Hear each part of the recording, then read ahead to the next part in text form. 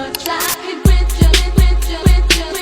just one touch, I could feel my body giving. Bismillahirrahmanirrahim. Assalamualaikum warahmatullahi wabarakatuh. Perkenalkan, nama saya Istar Resdi dari kelas PAI 4D dengan NIM 240201014. Nah, dimana itu adalah membuat tugas video yaitu tentang pendidikan inklusi dan dengan judul pengertian anak autis. Nah, dimana langsung saja itu adalah autis atau autisme, dimana itu adalah gangguan perkembangan saraf yang mempengaruhi kemampuan seseorang dalam berkomunikasi, sosial masyarakat, dan berinteraksi sosial dan berperilaku. Dimana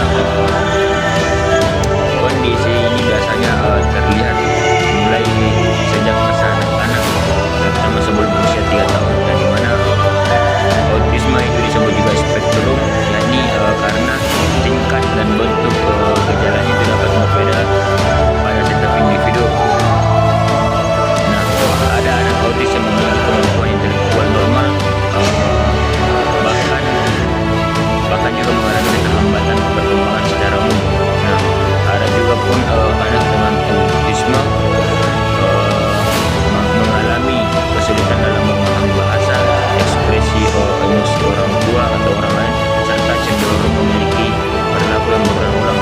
Namun demikian, yang memiliki itu banyak anak autis memiliki kelebihan tertentu seperti daya ingat kuat, kemampuan fokus tinggi, atau bahkan khusus di bidang tertentu seperti musik, matematika, dan lain-lain sebagainya.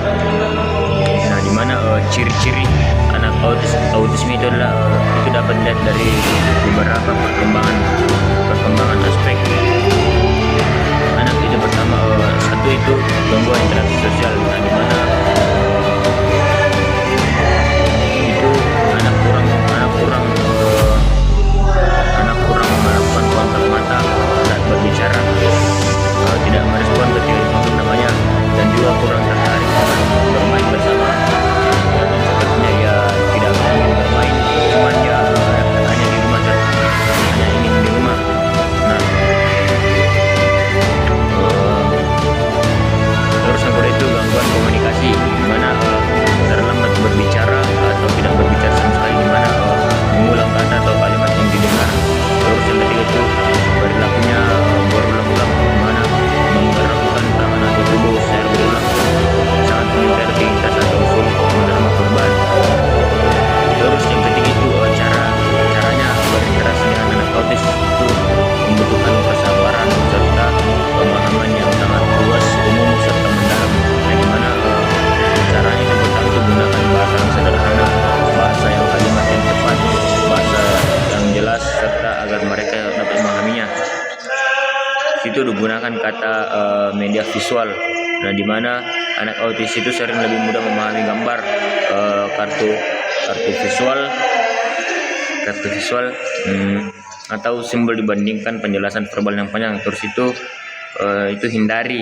hindari perubahan mendadak, perubahan yang tiba-tiba dapat membuat anak-anak autis merasa cemas atau bingung.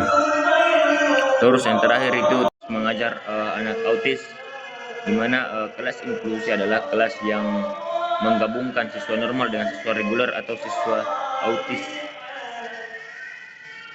dengan berkebutuhan khusus atau ABK, di mana yang pertama itu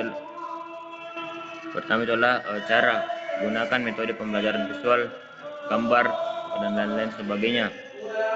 Terus kemudian buat struktur dan rutinitas yang jelas agar anak autis itu merasa lebih nyaman jika mengenai dalam kegiatan belajar.